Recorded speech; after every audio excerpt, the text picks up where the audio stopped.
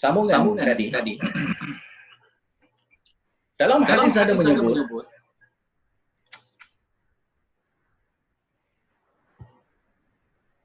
al-kibru batarul haq wa ghamtun nas.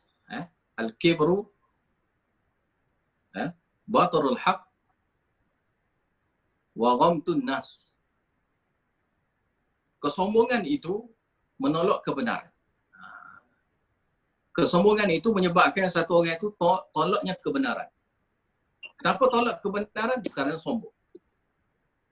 Dan akan meremehkan manusia. Merendahkan manusia. Merendahkan orang lain. Rasa diri itu hebat. Kan? Rasa diri itu lebih hebat. Jadi ayat ini kaitan dengan hadis tu. Ada kait dengan hadis yang dimaksudkan oleh Nabi SAW. Hadis itu ada riwayat disebut oleh Muslim dan yang selain pada Muslim, yang mana hadis dengan sanad yang sahih, yang muttafaq alaih, yang mana hadis itu sahih. Cuma lafaz-lafaz saja yang berbeza, makna dia sama saja. Itu nak beritahu tentang kesombongan itu adalah menolak kebenaran dan meremehkan orang lain. Maka keadaan ginilah yang berlaku kepada kaum Nabi Musa.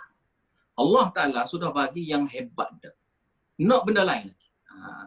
Yang mana kaum Nabi Musa ni dia biasa orang yang suka masak.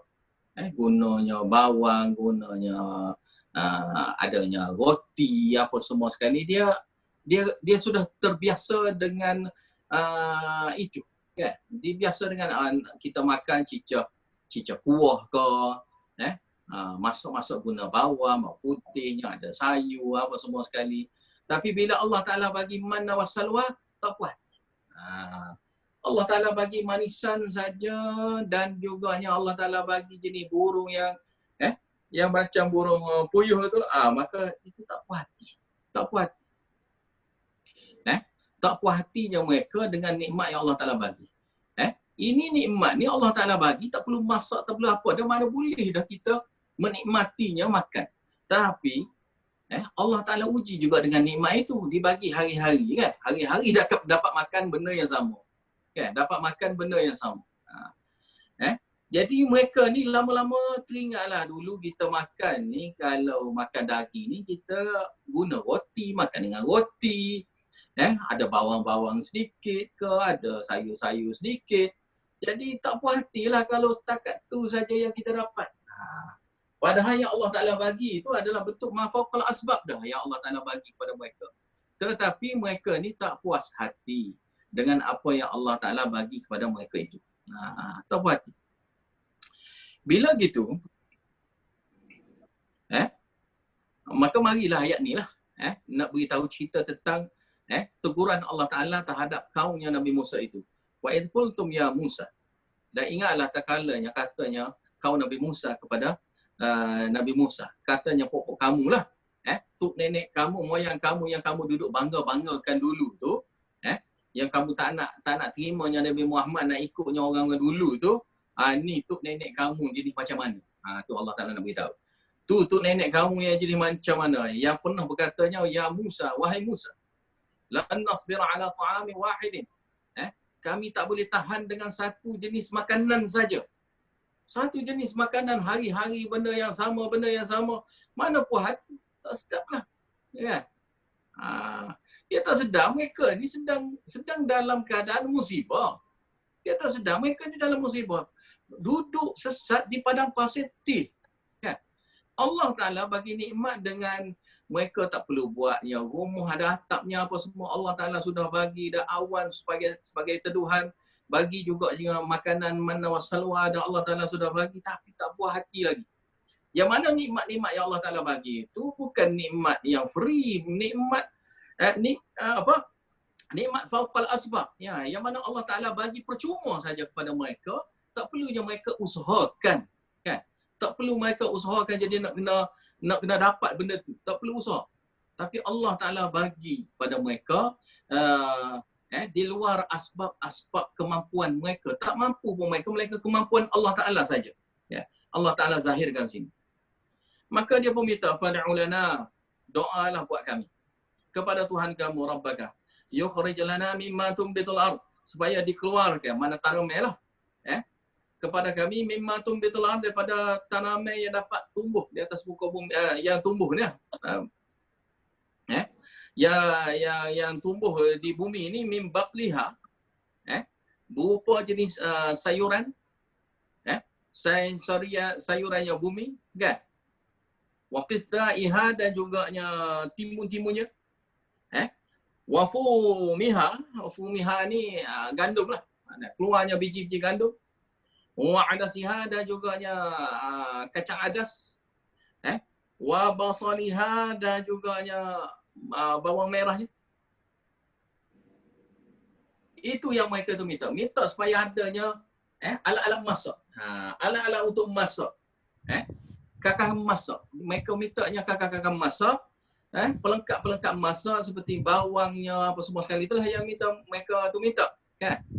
Barulah rasa puas hati, ada sayur apa semua sekali ni, kan? Ada roti, fumiha situ, dalam tafsir ada beritahu roti lah. Roti, mereka tu nak roti. Biar ada gandum, dengan ada gandum tu adanya roti. Maka mereka tu bolehnya cicah dengan roti lah nak makan. Baru puas hati sikit. Qal, katanya Nabi Musa AS, atastabdiluna alladhi huwa adna billadhi huwa khair. Adakah puak kamu ni nak tukar? Sanggup tukar? Yang mana lebih rendah daripada tu? Yang mana benda tu lebih baik? Nak suruh rendahkan benda yang lebih baik lagi. Lebih rendah daripada yang sudah terima tu, benda yang lebih baik yang Allah Ta'ala bagi. Yang mana nikmat itu, nikmat yang mafaqal asbab dah yang Allah Ta'ala bagi. Nak nikmat apa lagi? Allah Ta'ala bagi itu yang sedap dah Allah Ta'ala bagi. Tapi tak puas hati macam mana? Tak kira lah kita, ni mungkin jadi masalah lah. Sebab kadang-kadang macam saya ingat dulu masa belajar dulu, kita orang Melayu ni biasalah bila ngaji tu cerewet sikit, manja sikit lah kalau belajar luar negara. Tak boleh makan roti. Sebab apa? Keling makan roti. Tak boleh cicah dengan dal, makan roti dengan dal hari-hari, roti dengan dal hari-hari. Pagi pun makan benda tu, tengah hari pun makan benda tu, malam pun makan benda tu, hari-hari tak ada pun lauk-lauk apa semua sekali. Tak boleh tahan, tak nak belajar, kan? Sampai gitulah. Sebab apa? Perut kita ni biasa makan nasi. Mana biasa kita kena makan roti ni, kita tak biasa, kan? Jadi ini juga yang biasa berlaku kepada orang-orang kita. Mana Melayu kita bila duduk di negara-negara lain, di tempat-tempat lain, yang tidak boleh hidup dengan cara hidup sana, kan? Hidup sana. Mana hari-hari makan benda tu, memanglah terpaksa lah, makanlah, kan?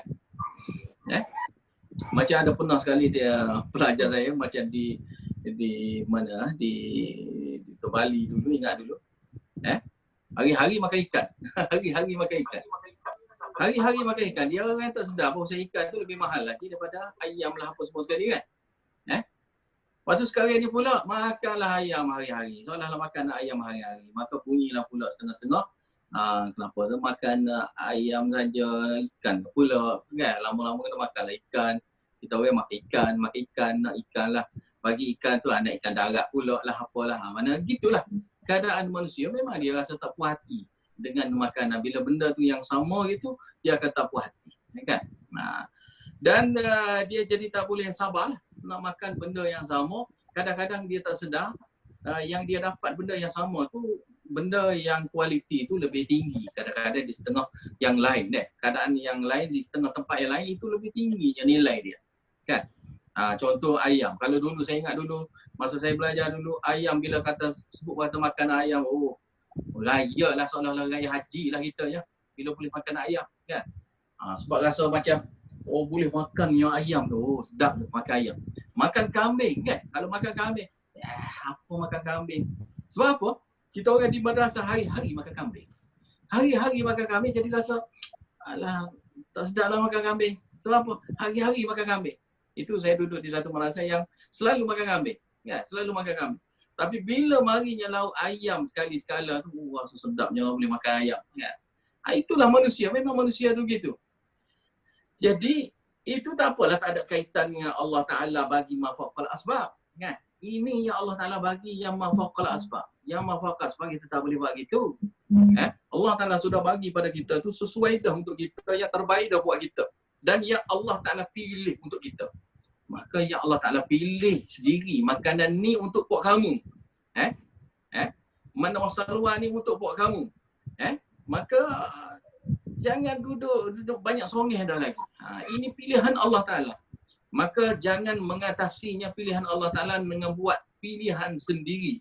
Yang mana pilihan sendiri, nampak sangatnya benda tak cerdik situ. Kan? Bila tengok pilihan sendiri, nampak tak cerdik dengan kena masak lah, apa semua sekali dengan susah payahnya. Lepas tu nama lagi padang pasir nak kena tumbuh lah, apa semua sekali. Bukan benda senang tu. Yang mereka nak.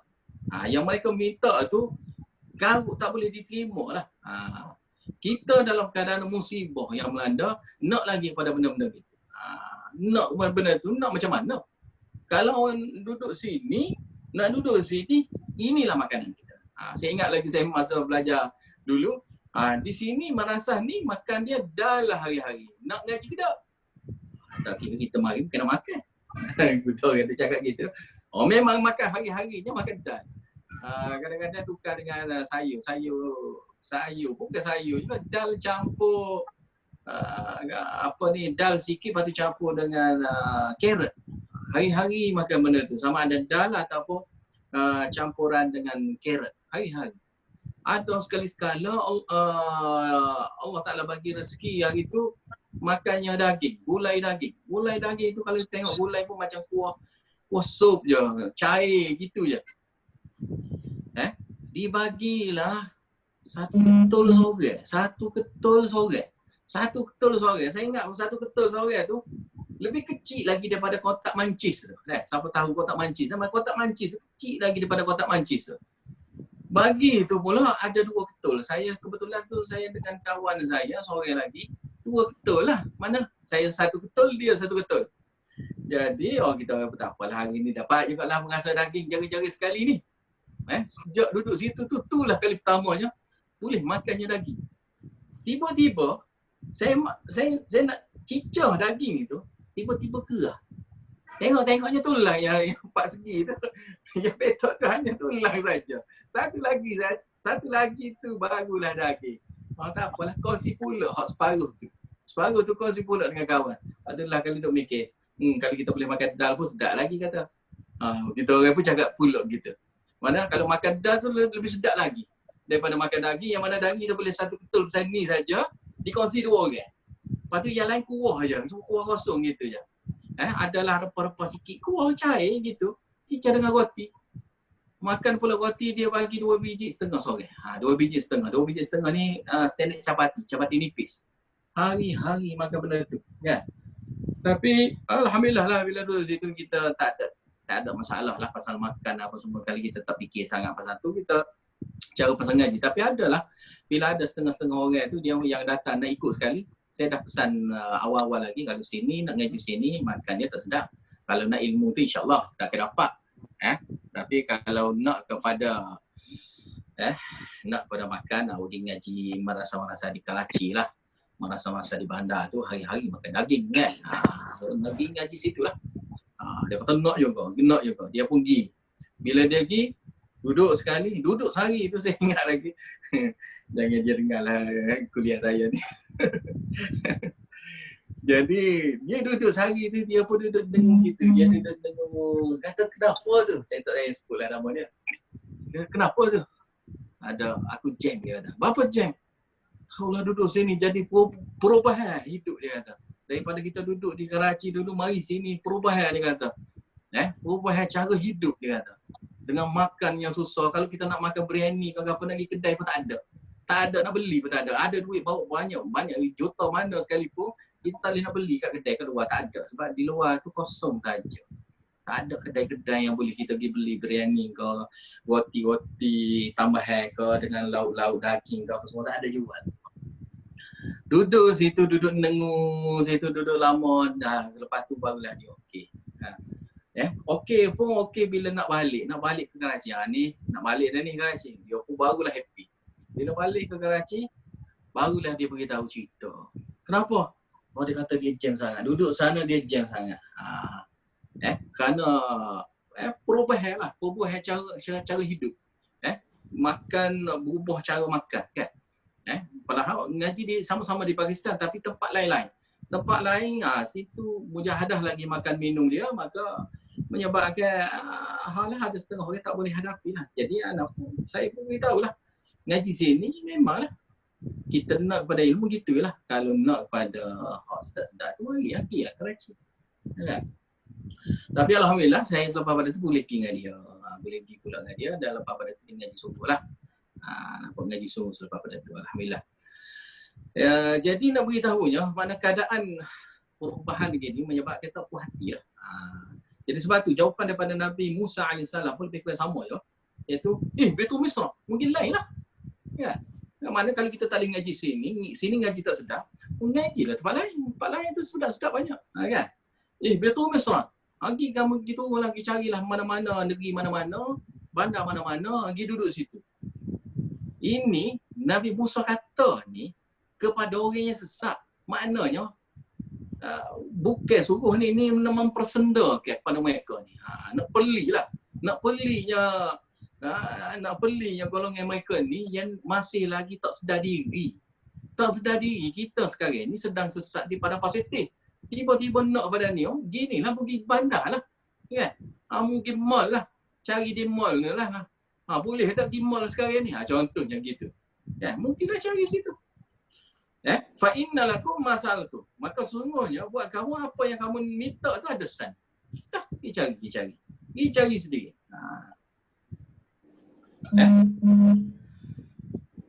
Jadi keadaan mereka tu sebenarnya kali keadaannya al-kibru lah. Keadaan sombong. Tak boleh terimanya kebenaran. Tak boleh terimanya kenyataan. Dan juga meremehkan yang lain, meremehkan apa yang dia dapat dah tu. Dia rasa kecilnya benda yang Allah Ta'ala sudah bagi nikmat pada mereka. Sebab tu di padang pasir ni yang diriwayatkan dalam tafsir ada beritahu, semua sekali tu mati di padang pasir, termasuknya Nabi Musa AS sendiri. Mati di padang pasir sendiri. Kan? Yang cerita atas tu yang ayat yang 58 tu cerita lain dah, cerita Yusha' bin Nun yang ada dalam riwayat tafsir ada beritahu Yusha' bin Nun dah. Bukan cerita Nabi Musa dah. Masa habis dah tu. Mana zamannya sahabat-sahabat Nabi Musa. Dan Yusha' bin Nun pun juga dianggap, ada setengah tu menganggap tu Nabi lah. Nabi. Mana di kalangan Nabi-Nabi di kalangan Bani Israel juga. Kan? Mana yang Nabi Musa pun dah tak ada. Semua tu mati di padang pasir kerana lamanya situ. Jadi yang dapat terlepas daripada padang pasir ni zaman anak cucu mereka. Mana zaman anak cucu mereka ni lama mereka duduk di padang pasir tu. Bukan sekejap-sekejap, mana sampai ke anak cucu. Sampai ke anak cucu mereka berada di sana. Jadi keadaan mereka yang tak puas hati ni tak taubat lah. Mana tak taubat benda ni, duduk sibuk nak cari juga sesat. Ya. Pergi cari juga seperti mana yang Nabi Musa beritahu tu, mereka yang pergi juga kan. Tak ada ditimpakan wadribat alimul dillatu wal maskanah. Ditimpa kepada mereka-nya kehinaan. Dan maskanah dan juga miskin. Maskanah zillah situ, keadaan mereka tu ditimpa dalam keadaan tidak dihargai. Maskanah sini lemah semangat. Mereka tu ditimpa lemah semangat. Dan mereka itu kembali dengan mendapatnya bighadabi min Allah, mendapatnya kemurkaan daripada Allah Taala. Kenapa pula begitu? Dzalika bi annahum, perkara itunya kerana bi annahum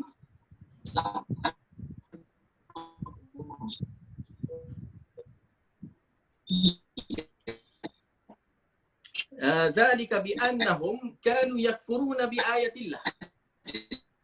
Karenanya mereka itu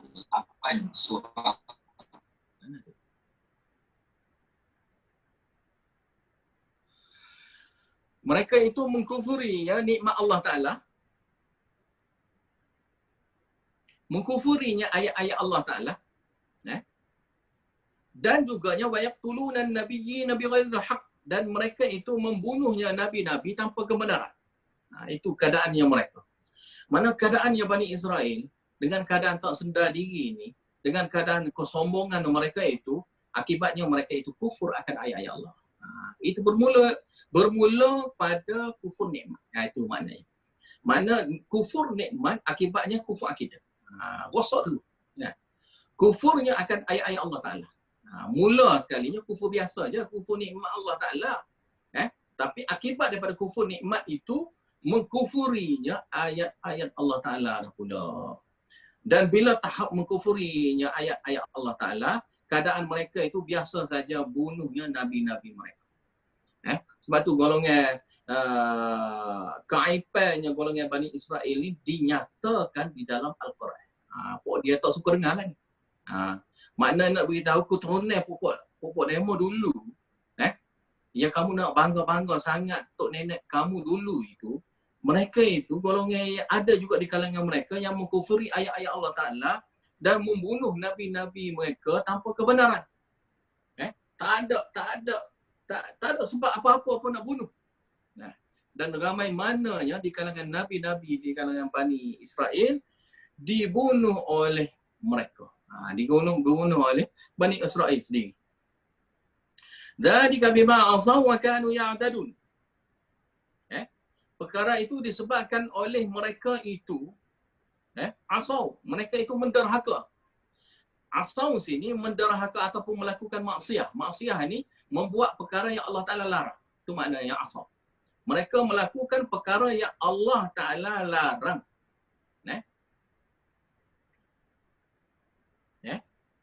Dan juga dengan makna mereka itu tidak melaksanakan apa yang Allah Ta'ala perintahkan. Buat perkara yang Allah Ta'ala larang dan tidak buat benda yang Allah Ta'ala perintahkan. Terbaliklah. Sebab tu buat benda yang Allah Ta'ala perintahkan, meninggalkan perkara yang Allah Ta'ala larang. Itu sepatutnya. Itu dia panggil asaw. Itu dia panggil maksiat. Durhaka pada Allah Ta'ala. Wa kanu ya'tadun, dan mereka itu terus-menerusnya melampaui batas. Ya'tadun sini makna melampaui batasnya mereka itu dalam perkara-perkara perintah Allah Ta'ala tu mereka itu melampau. Ya Allah Ta'ala perintah, mereka buat tu melampau-lampau. Gulu, dan juga yang mereka itu melampau dalam apa saja yang Allah Ta'ala perintahkan. Ini macam mana? Yang Allah Ta'ala perintahkan, macam ayat-ayat 10 pada ni ada beritahu. Allah Ta'ala suruh sujud, mereka tak ada sujud, mereka itu mengesot. Bila Allah Ta'ala suruhnya baca hittatun, mereka pergi bacanya habbatun fi sya'ratin lah apalah. Itu yang mereka itu buat itu melampau. Keadaannya melampau. Melawan agama Allah Ta'ala ni secara melampau. Itu keadaannya umat Bani Israel zaman dahulu. Yang disebut di sinilah. Jadi keadaan mereka ini hasilnya sebenarnya kalinya daripada kufur ayat Allah. Kufur ayat Allah Ta'ala, bunuh ayat Allah Ta'ala. Kenapa jadi bunuh mengkufuri ayat-ayat Allah Ta'ala, bunuh nabi-nabi Allah tu? Kenapa? Kerana mereka itu buat perkara yang Allah Ta'ala tak perintahkan. Hak Allah Ta'ala tak perintah, mereka tu jadi buat lebih-lebih pula situ. Yang Allah Ta'ala larang, itulah dia buat. Kan? Ya Allah Ta'ala suruh, mereka tetap buat.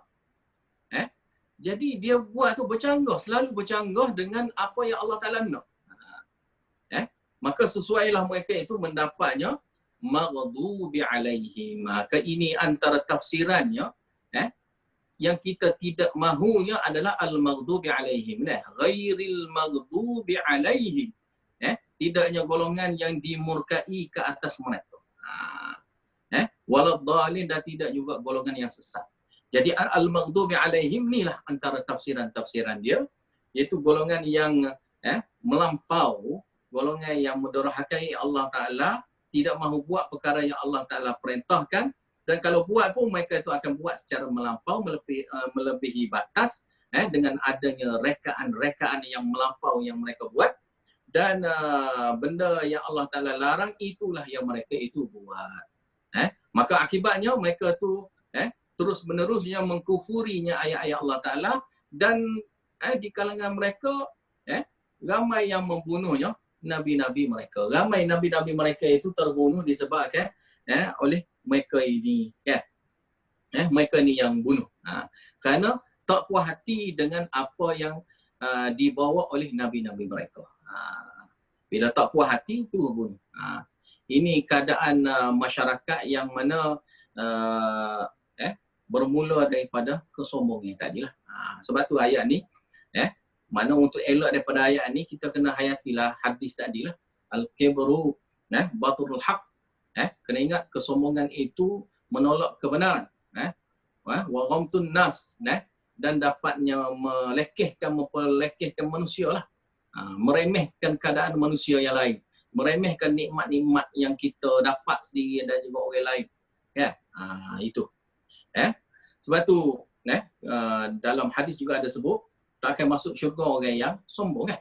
Tidak akan masuk syurga orang yang sombong. Jadi orang yang sombong tu siapa? Orang yang sombong tu adalah orang yang menolak kebenaran. Kena ingat. Orang yang menolak kebenaran itulah orang yang betul-betul sombong. Jadi semoga Allah Ta'ala jauhikan kita daripada sifat sombong inilah. Supaya kita dapat jaganya. Amal kita betul-betulnya kita buat amal yang Allah Ta'ala perintahkan. Meninggalkan apa yang Allah Ta'ala larang kan. Dan apa saja benda-benda yang Allah Ta'ala perintahkan itu pula, tidaklah kita buat secara melampau. Tidak melebihi batas, tidak adanya reka-rekaan di dalam agama. Kerana bermula dengan perkara-perkara itu, menyebabkan kita akan mendapatnya inilah al-maghdubi alaihim. Sampai sini dulu. Wallahu a'lam bissawab. Wa akhiru da'wana alhamdulillahirabbil alamin. Wabillahi taufiq wal hidayah. Wassalamualaikum warahmatullahi wabarakatuh.